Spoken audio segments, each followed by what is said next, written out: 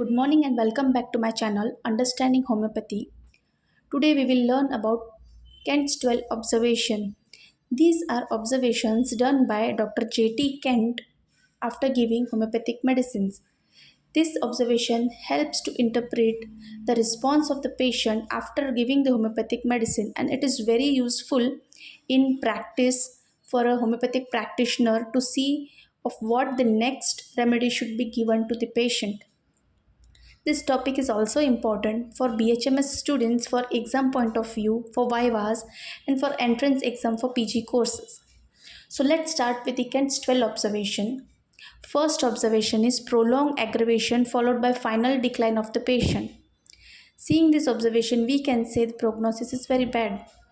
Second observation is prolonged aggravation with final and slow improvement.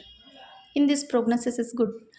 Third observation is quick, short, and strong aggravation with rapid improvement of the patient. In this, we can say prognosis is very good. Fourth observation is no aggravation with recovery of patient. Prognosis is good in acute cases but doubtful in chronic cases. In fifth observation, amelioration comes first and aggravation comes afterwards. Prognosis is unfavorable. Sixth observation, too short relief of symptoms. Prognosis is poor. Seventh is full-time amelioration of symptom yet no special relief to the patient. Prognosis is poor. Eighth observation is some patient proves every medicine. Ninth observation is action of medicine upon the prover. Tenth observation is new symptoms appear.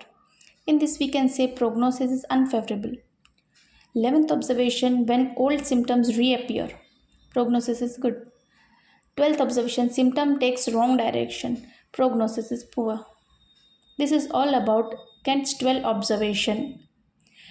If you like this topic, please do like, share and subscribe. Jai Hind, Jai Bharat.